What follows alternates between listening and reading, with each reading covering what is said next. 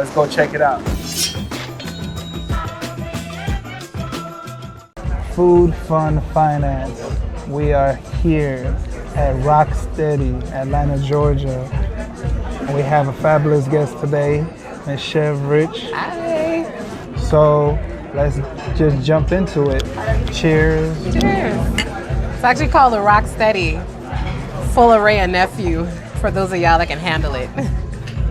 It's good. Yeah, it's real fruity. So before we get started, I need y'all to do me a favor. Make sure you hit that like button, hit that notification bell so you can stay up to date with the videos that we're dropping every single Wednesday at 7 p.m.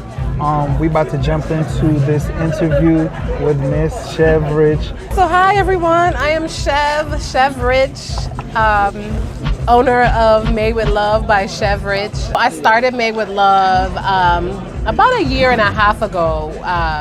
Officially LLC'd about a year now, and it's been an amazing ride, one that was very hard to balance when it came to work life, personal life, home life, but yeah, I am a custom print shop, so I mostly do a lot of custom t-shirts, cups, masks, things of that nature, but anything that you can think of, you think it and I'll print it. For those of you that are on Instagram, my Instagram handle is Made with Luv VI, and love is spelled L-U-V, so it's Made with L-U-V VI on Instagram. And recently on Facebook, just joined Facebook, and it's Made with Love VI also on Facebook. I also do have a website, and you can go on www.shopmadewithluv.com, and you can order your items there. You will get a full album or a full view of all my products that I have available either on Instagram or on Facebook. Actually, I checked your store out and I've seen more stuff that you put out on your Facebook versus what's on the actual website. On the website, yeah. Yeah, like you have a bigger variety of the pictures that you posted on Facebook. So the website kind of just gives you examples of the things that fall in that category. The social media pages more so have most of the things that I do, because everything doesn't get posted, but most of the things that I do go on social media. I came across your page because somebody else reposted your page, and I was like, she the only one making VI masks right now. So I'm about to go ahead and order from her. Yeah, you were one of my first customers before I even was a real business. Yeah, and I was like, why ain't nobody else doing this? And like you had a big variety of stuff, so I was like, yeah.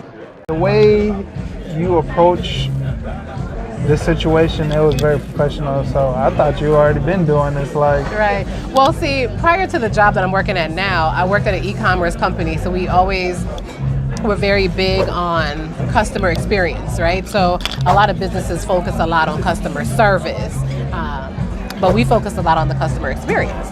And people want what they want, and people want things quick, and people want good quality. And so for me, I personally don't buy anything that's not good quality. And so I figured if I was gonna sell something to somebody, I wanted to make sure it was good quality, and I wanted to make sure that they had it right away and pretty quickly. I find that with this generation here now, people want things now, and that's why Amazon is going to take over the world one day. Yes. But I try to make sure that I'm not one of those entrepreneurs that takes a whole month, to turn around your order and turn around your items, and that you're getting your things pretty quickly. So we just put our orders in. The food should be on its way, but I got plenty of questions for Chev, and I want to know how it all got started. Like, I know a little bit, and I'm pretty sure my audience doesn't know anything. Right. So it's two things I want to know: how it got started. So we're gonna start with that, and you tell me like your full background and everything that you've done entrepreneurship. Yeah. So this all got started because of Ubasuka Cruise 2019. You went on the cruise? I went on Ubasuka Cruise 2019, and so I reached out to this one other entrepreneur, and I said, hey, I need you to make me 4 cups for me and my crew, with a Virgin Islands flag on it. And that entrepreneur couldn't take on my order at the time, I guess because they were busy. And so I thought about it, and I said, hey, wait a minute, I have a coworker that does this stuff. And so I reached out to the coworker, and I said, hey, if I give you these 4 cups, can you put a VI flag on it in my name? And she was like, sure, but just come over, I'll show you how to do it. and the rest is kind of history. So I went over to her house.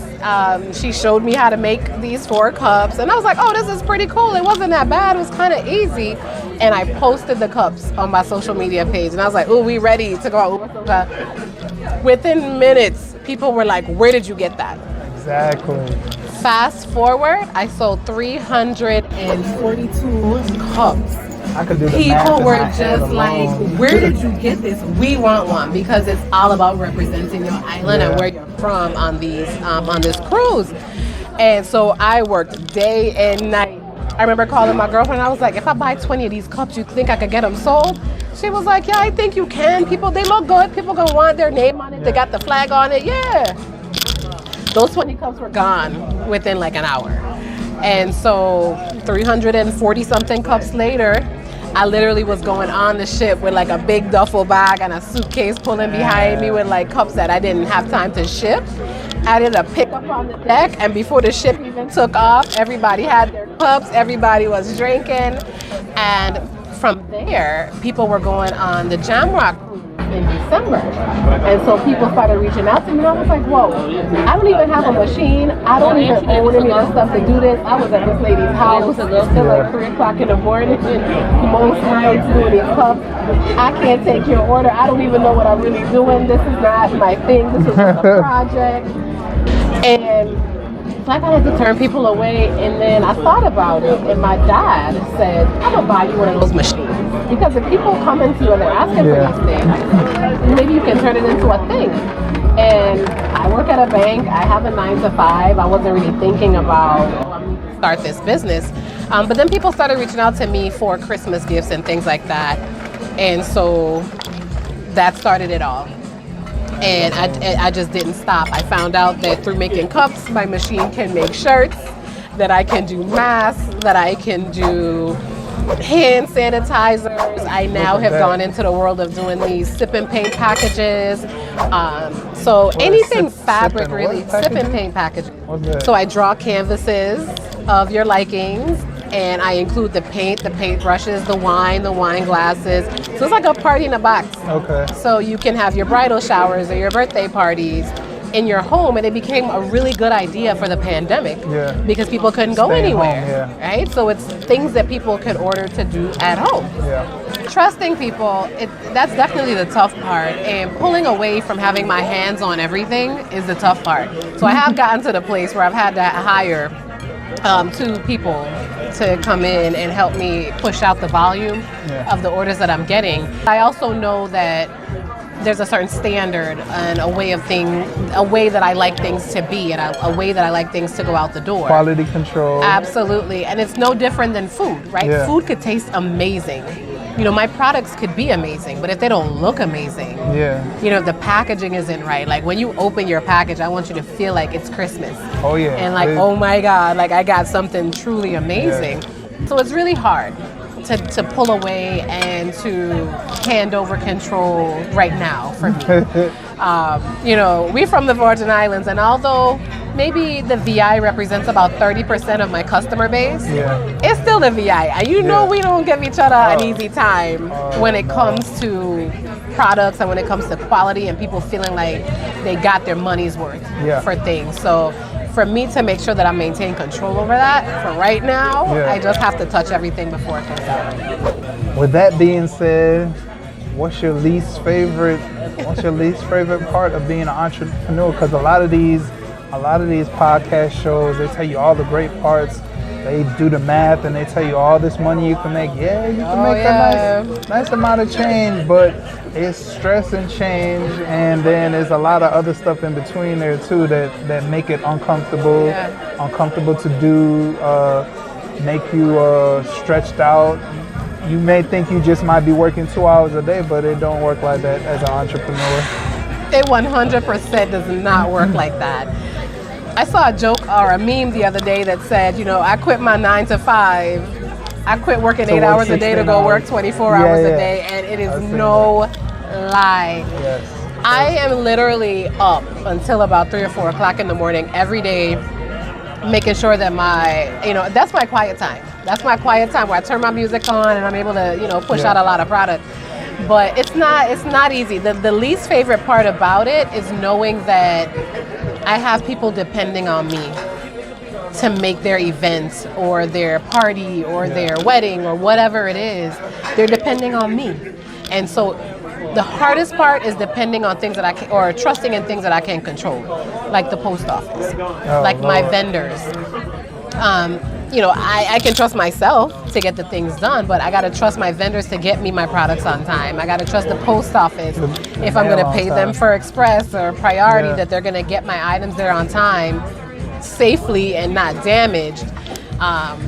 And then you got to think about, like, it's just me from beginning to end. So it's the keeping the inventory in-house updated, the marketing, which is a beast. I understand why people now pay people for social media marketing because marketing is a beast. You have to understand like social media algorithms. You have to understand your followers and the types of customers that you want to attract. Because someone told me the other day, you don't really see Walmart customers shopping at Target. And I don't know if everybody kind of follows my drift with what I mean with that, right? But people are willing to spend a little bit more at Target for a different experience and for a different type of atmosphere, when they go shopping. And so I want to offer the same thing. I want to make sure that I'm continuing to keep a certain customer base and marketing to a certain set of people, and making sure that when I post my things that they're popping up on people's timelines. And the only way that you can do that is if you remain consistent with it, right? Sometimes it's like you just want to fold up the shirts and get them out the door. You don't really have time to take really, really pretty pictures or get nice videos with all this fancy flipping and coming in and going out. You don't have time for that sometimes. You just want to get the stuff out the door. And then maintaining the communication with the customer. That's another piece, because you want to make sure that you're friendly and people enjoy conversing with you and people enjoy interacting with you, because then they'll want to spend their money, right? Well, who's going to want to spend their money with somebody that has an attitude or doesn't have manners or doesn't seem interested in helping you with your event? And so it's a lot. How many bad customers you've gotten? Because trust me, I know, because I do my entrepreneurship thing on the side, and you constantly get those family members, cousins. It's always the family, right? Most of the time, or friends or friends of friends, or those people that are always constantly asking you for a discount, don't want to pay your prices, want to call you and act crazy and all that. Like, a lot of people don't see that side of it.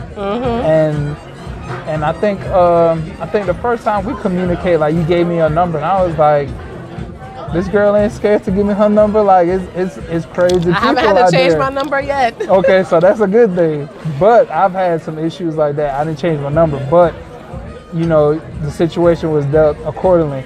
But those are the situations that you come across when you're starting off as an entrepreneur, and you in that space, and like, luckily you didn't have to deal with it.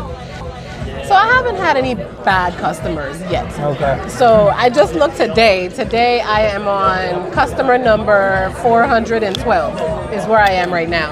And that's 412 since I've officially launched my website about a year ago.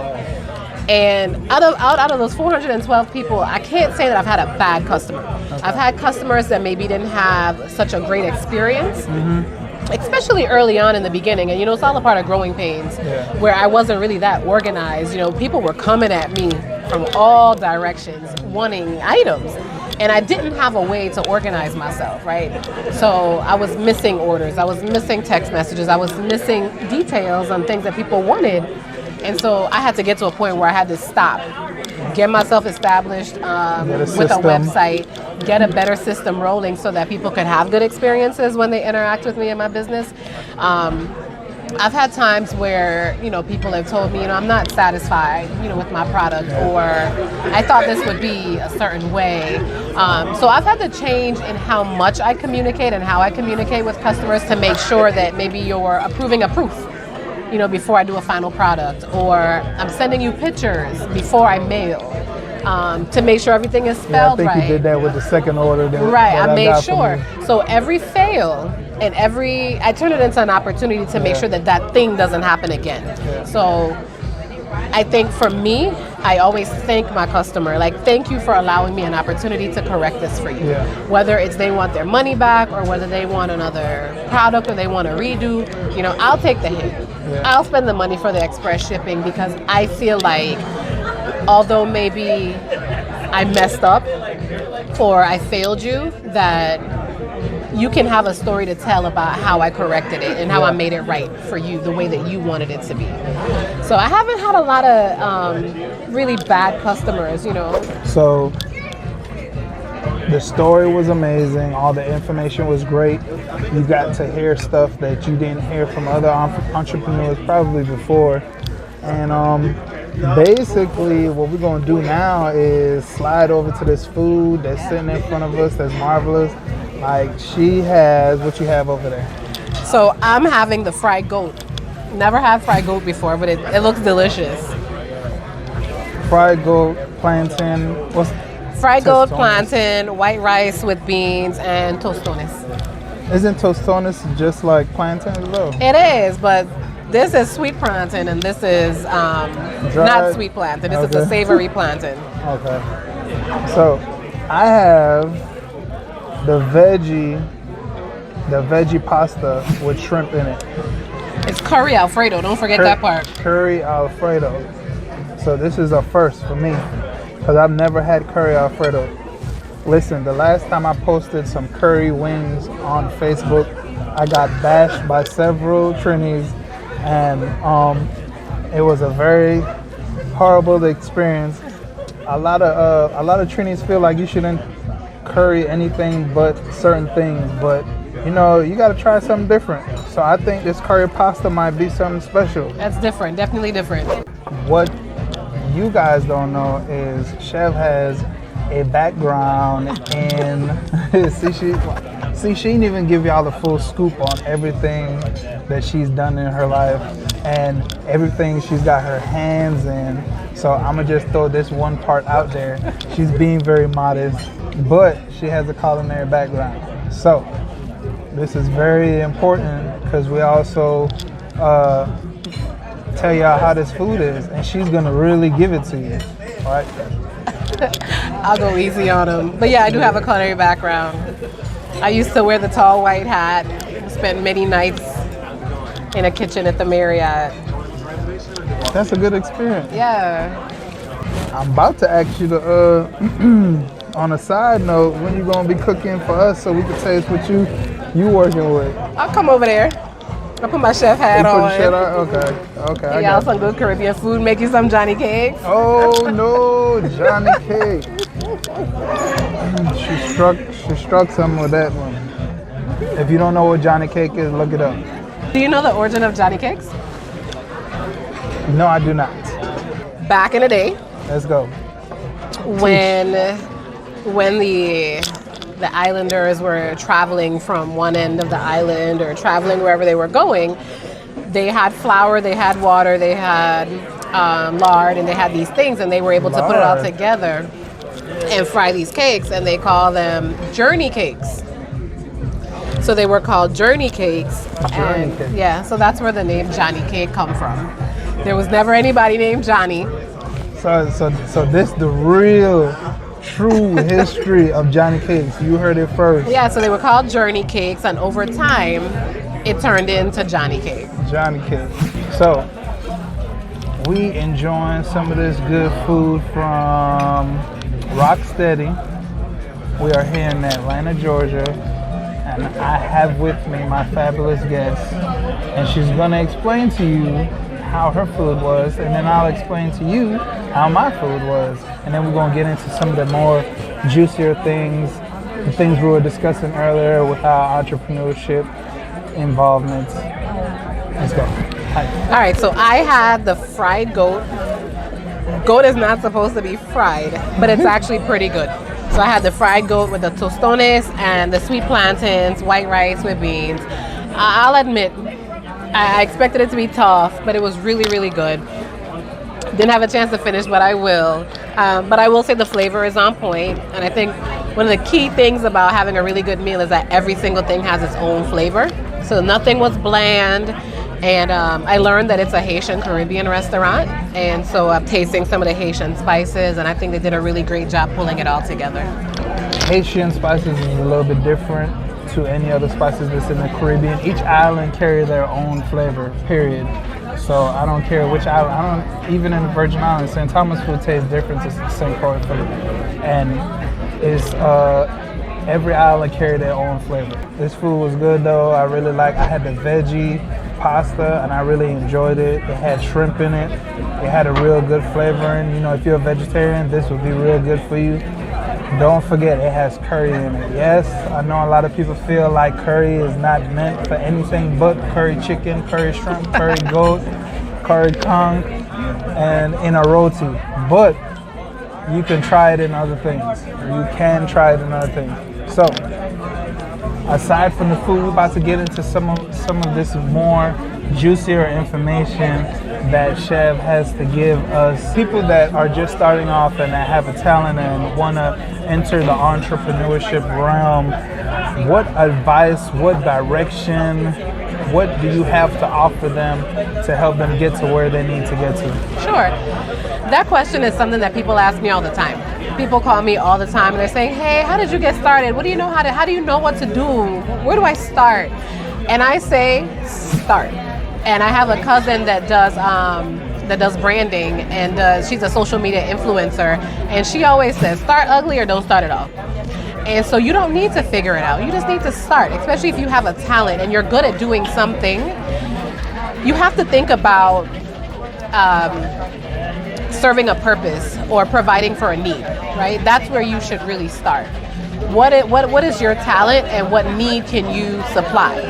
And then you also have to think about, how are you different from the next person that's doing the same exact thing?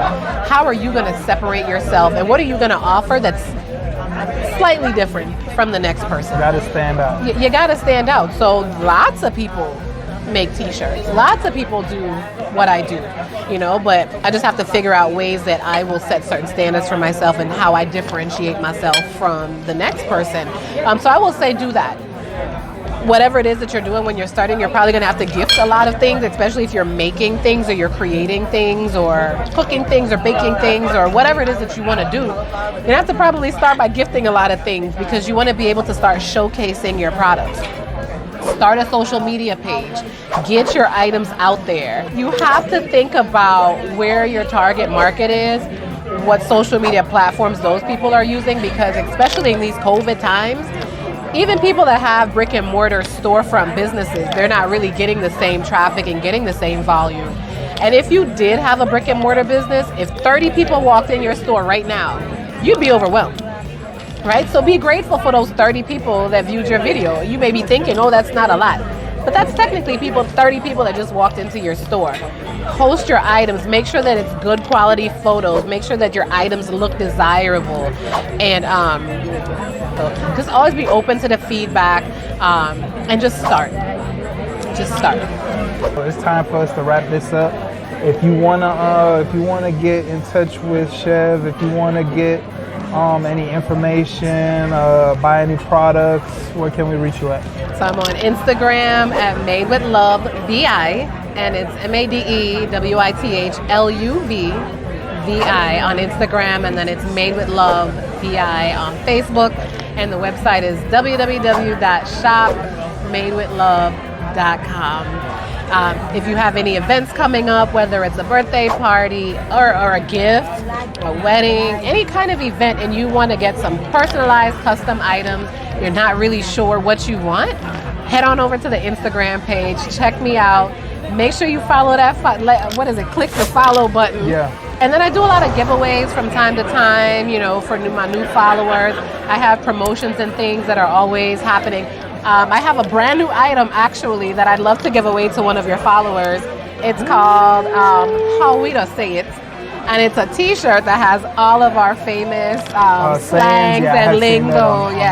So I'd love to give one away to one of your followers. You can let me know. The first person to go on Chev's site,